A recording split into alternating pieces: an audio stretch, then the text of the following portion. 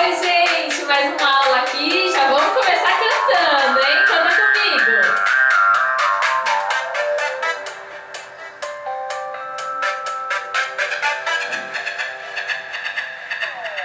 Esse é o dia que fez o Senhor, que fez o Senhor. Vamos alegrar e regozijar, e regozijar. Este é o dia que fez o Senhor. Vamos alegrar e regozijar. Este é o dia que fez o Senhor. Esse é o dia que fez o Senhor,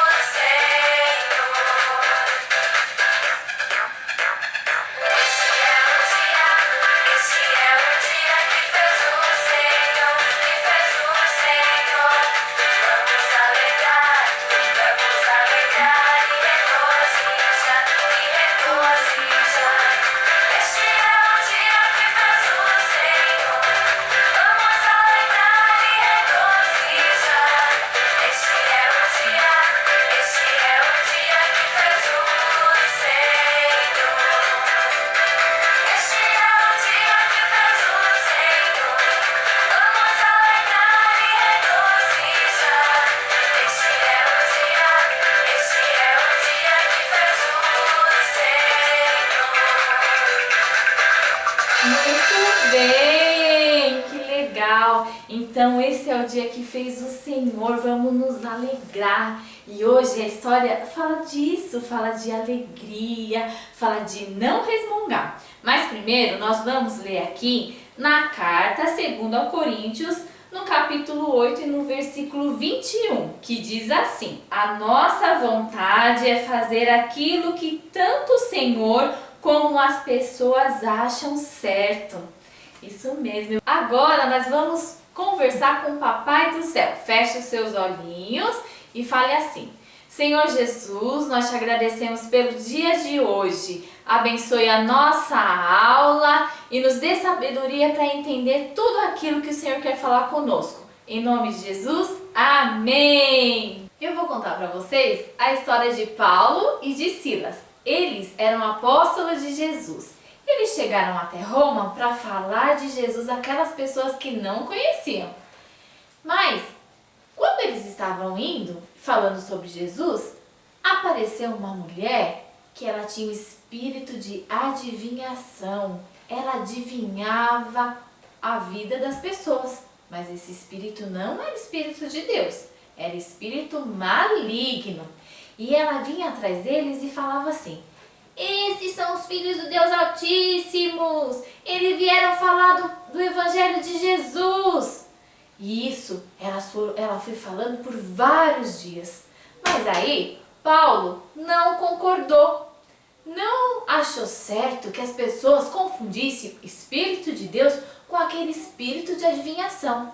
Então ele olhou para ela e falou assim: sai, em nome de Jesus, esse espírito mau. E ela ficou liberta. E sabe o que aconteceu? Ela era escrava de alguns homens que, com adivinhações, ela ganhava muito dinheiro para esses homens. Eles não acharam certo porque parou de ganhar dinheiro. Aquele espírito mau foi embora. E aí eles prenderam, pegaram e levaram até a praça da cidade, bateram em Paulo e Silas, machucaram eles, deixaram eles feridos. E além disso, ainda levou eles para a autoridade da cidade.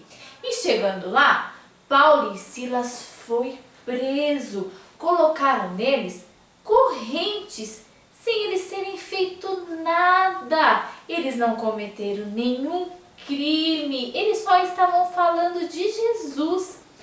Mas as pessoas não quiseram saber. E aí falaram: prendam eles. E eles foram colocados dentro da prisão.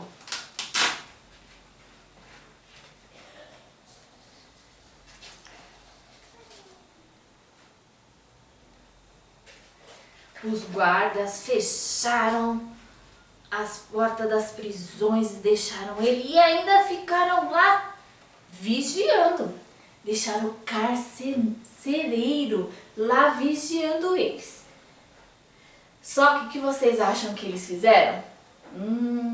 Será que eles fizeram manha? Ah, eu tava falando de Jesus e fui preso? Igual muitas crianças fazem, não é? Eles começaram a reclamar? Eles começaram a murmurar e falar: nunca mais eu vou falar de Jesus? Não! Sabe o que eles fizeram?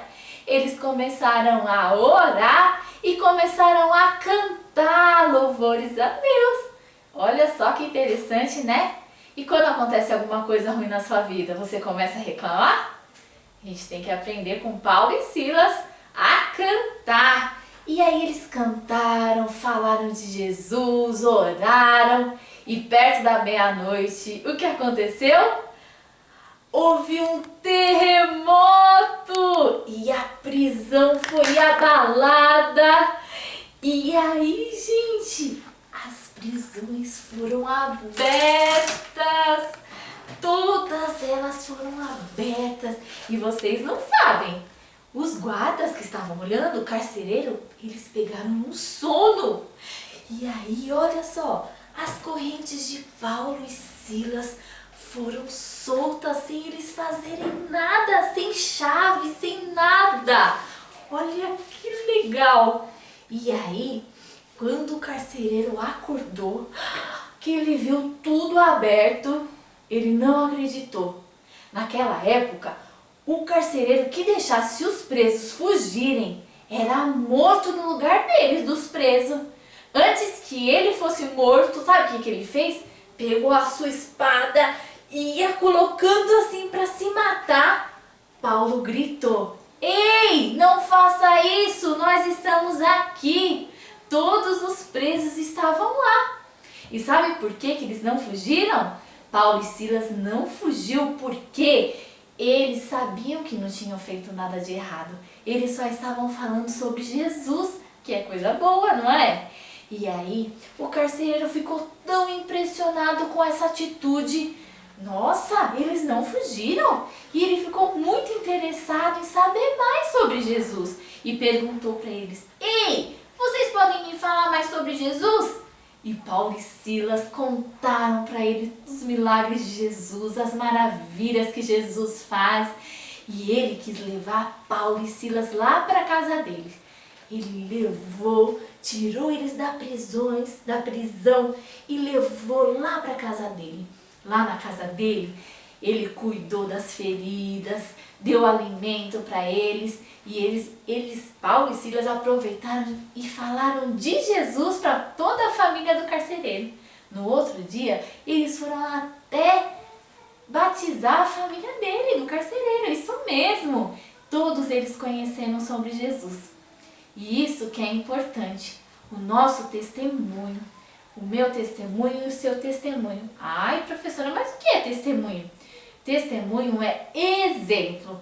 A minha vida tem que ser um exemplo das coisas que Deus se agrada. Então, se você fizer aquilo que Deus te agrada, a sua vida já é um testemunho. Você já está falando de Jesus para outras pessoas.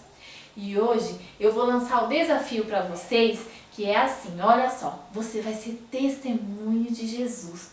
Um exemplo de Jesus, por onde você for. E primeiro, sabe o que a gente tem que fazer? Começar na nossa casa. E na sua casa, você vai começar arrumando o seu quarto sem ninguém pedir. Sem sua mãe, sem seu pai ou a pessoa que cuida de você pedir. Então, você já vai ser testemunha de Jesus. Porque você vai dar bons exemplos, não é? Obedecendo, cuidando das suas coisas, sendo testemunho de Jesus. E cada dia a gente vai aprender mais e mais a ser testemunha de Jesus. Então, gente, aqui fica a nossa história. Espero que vocês tenham gostado. Nós vamos orar agora para agradecer a Deus. Fecha seus olhos aí e nós vamos agradecer a Deus por a nossa aula. Senhor Jesus, te agradecemos por essa aula e queremos ser tuas testemunhas. Nos ajude a dar exemplo da tua palavra e daquilo que agrada ao teu coração. Em nome de Jesus, amém! Um grande beijo, crianças. E ó, esse desafio eu quero ver na próxima aula, hein? Beijo, tchau!